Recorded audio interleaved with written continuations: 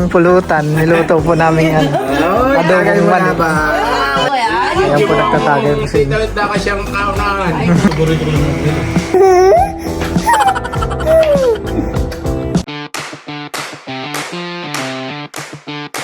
Hello guys, bali magluluto po tayo ngayon ng adobong mani. Ayan po. Meron po tayo ditong bawang. At syempre po yung adobohin po nating mani. Pala kaming good news. Si Bal po ay na-approve na. Siya po ay monetize na. Wow! Congrats! Congratulations! At yun po ay di mangyayari kundi po dahil po sa inyo. Ayan po. Sa mga nanonood at mga nag-subscribe po, maraming salamat po sa inyo. Sana po wag niyo pong i-skip yung mga ads. Ayan po, maraming salamat po. At ganun din po syempre kay Milot na tumulong po sa akin. At ganun din po kay Tita Nels, maraming salamat din. Di po dadami po kaagad yung mga aking manonood at mga subscriber kundi po dahil kay Tita Nels. At ako po yung pinromote niya sa kanyang channel. Maraming salamat po. At tinulungan din po ako kung ano rin po ang mga gagawin at yung mga dapat iwasan kay YouTube. Gawa nang minsan ay mahigpitan. Yan po ay tinulungan din po ako ni Milot kung ano po ang mga gagawin. Ginabayan niya po ako sa mga dapat gawin po. Parang may Kaya po ako medyo maraming nalaman about sa pagbo-vlog. dapat pala tayo may t-shirt, baka tayo magkaayakan pa.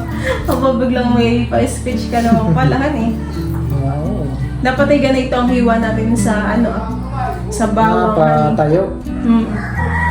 Di ba ganito kapag tayo bumibili ng mani? May mga nagko-comment nga sa iyo, bakit daw hindi ka na nag-upload? Tapos ganun rin po sa YouTube channel po ni Mama, may mga nagtatanong po na bakit daw po si Balay hindi po nag-upload. Ay gawa nga po ng siya po ay apply po ng monetization. Ilang araw din po namin hinintay po yun ni Bal. Parang kada araw ay lagi nating chinecheck kami. Opo. At kanina po ay mga bandang mga 6 AM po. Ito po kaninang mga 6 AM ng umaga. Pinalitan po ni Milot yung diaper ni Teo. At chinek niya na rin po saglit sa aking cellphone. Bigla pong nagulat si Milot na monetize na po yung YouTube ko. Kaya nga, kapag naman po ako'y nagigising sa madaling araw, syempre pinapadede ko si Teo Hani. Tapos pinapalitan ng diaper. Ay lagi ko pong chinecheck yung kaibal na cellphone at tinitingnan ko po kung na-approve na. Ay parang ilang araw din ako na yung check in progress Hani.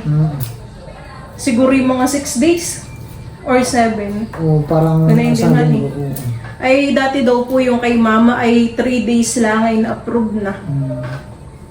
Parang tumagal-tagal, parang naging mahigpit. Pero yung kay Bal naman po ay mabilis lang din gawa ng wala ka namang mga ginagamit na background music, honey. Wala ka namang copyright.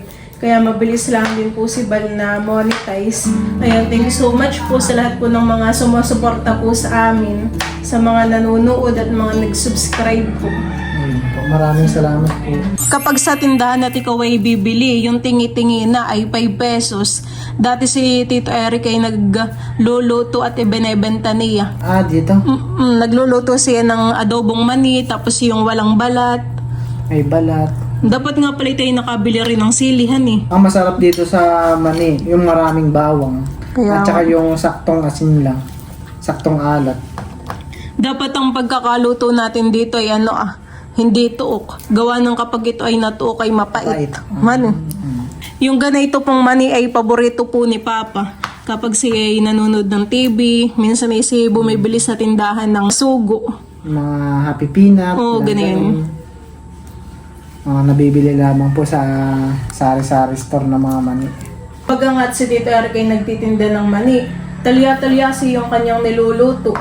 Dami, oo. Tapos nare-repack niya yun. Ay, di pa po ako na yung nagba-vlog.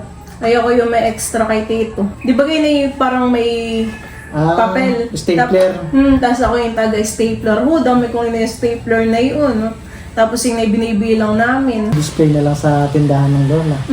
Yung parang pag naluto na dito ito, ay si Tito naman yung nagre-repack. Ako lang yung nag-stapler. Oh, dami ko talaga na yung stapler. Gawa ng 3 klase po yung niluluto pong mani ni Tito Eric. Adobong mani. Tapos yung walang balat.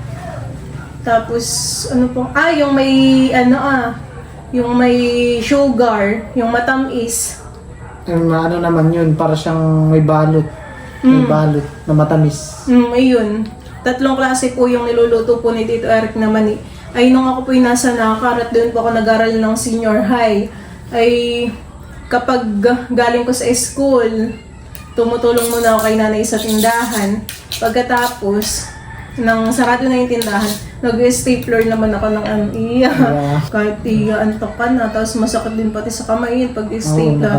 Pero dahil gusto kong kumita na yun, ayoko hindi nagre-reklamo. Dahil gusto kong makaipon. Hello po!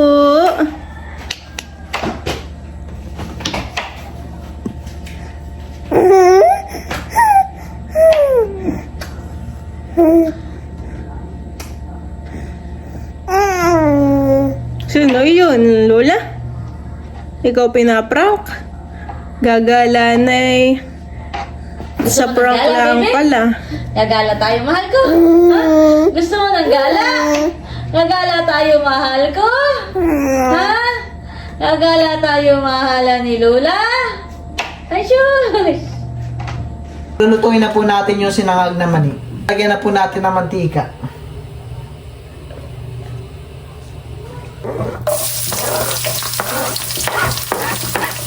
Ayun. Ito po yung pampabango. Ito po yung papalutungin po natin. Papakrispihin. Gagawin po natin crispy yung bawang. Para po yung amoy ng bawang maiwan sa mantika. Ayan, pwede na po itong bawang.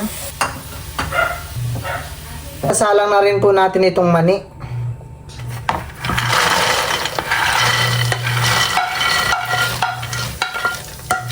Ang apoy po natin sa ibaba ay katamtamang lakas lang po.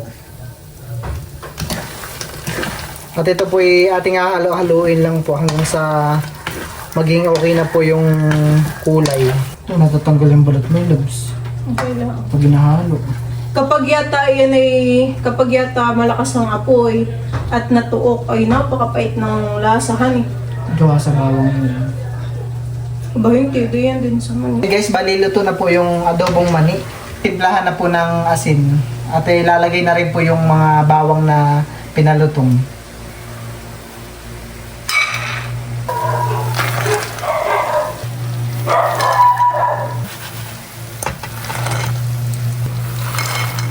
Ayan guys, bali titimplahan na po natin ito ng asin.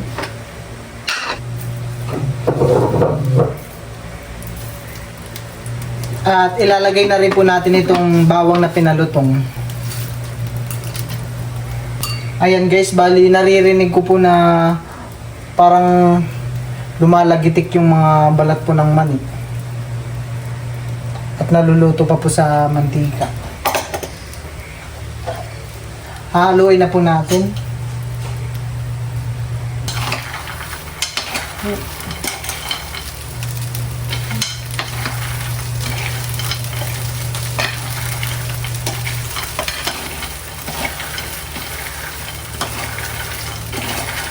Natunugan eh. Parang naluluto pa kami. Sa init naman ng mantika. Ayan po, napakasarap.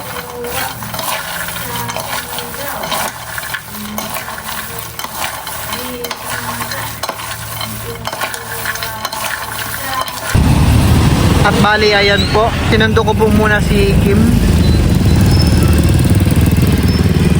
At gawa po ng wala na daw po siyang masakyan na tricycle. Kaya po sinundo ko na po siya. Ayan.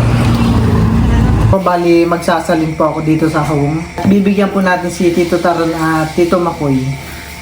At nagtatagay po sila sa kabilang bahay. Nakainay masarap pulutan, han eh. Damihan natin ang bawang.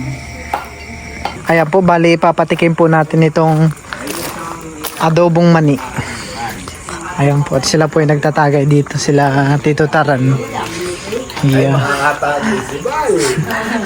Ako po ay mamimigay ng pulutan. Niluto po namin yan.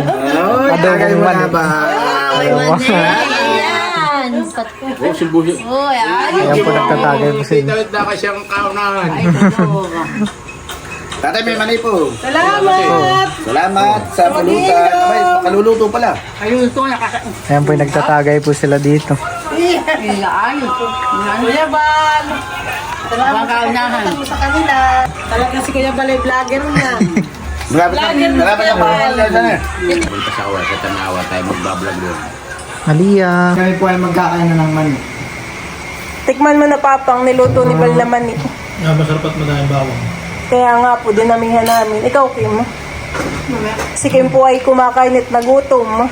Kadadating lang sa school. Ang dito nila ulan. Malakas ang ulan sa bayan. Pero tumigil na naman ngayon. Ano pa po? Masarap po. Paborito ko naman ang burrito. Nga po. Ang sarap.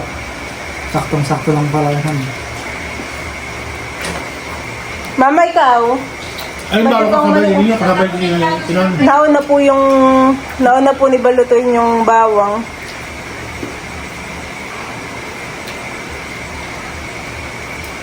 Ang loob na siya. Ayan ang sabi sa kabila. Nagustuhan din eh. May init ko doon. Ay, ang ilang doon. Ito na kasi ito na po. Pwede sasampay ng dami. Ay, titikman ko muna. Nakain na pala si Mimi. Ano sasampay ng dami?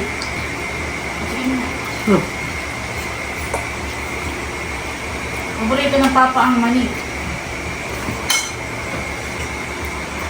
Kaya pala may tinapay doon ako. Ubo. Daming, Papa ay maraming bawang. marami naman po yung Lagi may bawang. sili. Mhm. Na dalawang haba labis eh. Naglalagay din po ni Bossing si tatay at yan ay paborito din ng lolo. Gagala ka po baga din, Papa? Parang itigo na. Wala yun. Bay, lalaglag na nga yun. Ang papay pag nanonood ng TV ay may gusto na yung nguya-nguya. Kailangan. Oh, Tama lang po ang pagkaluto. benta. Iyo. Ayan po, bali, titikim na rin po si Milot. Titikim na po tayo ng niluto ni Bal. Ano kaya? Hindi mapait. Luto. Sarap. Tama lang yung alat niya. Kaya nga, sabi daw ng papa. Dami ng bawang, ano? Boto palat ni lahat natin yung dalawang buo. Kain po tayo naman eh. Si Milot din po ay mahilig sa bawang. Tamang-tama nga ito pag manonood ka ng TV, han eh. May mangunguya. Ito ilalagay natin sa garapon. Kami pong isasalin sa garapon. Diyan po mga kamilot at bali, ito pong niluto po ni Bal na mani ay akin na pong isinalin sa Tupperware. Ito po yung aking tatakpan at ito po ay Nayumi.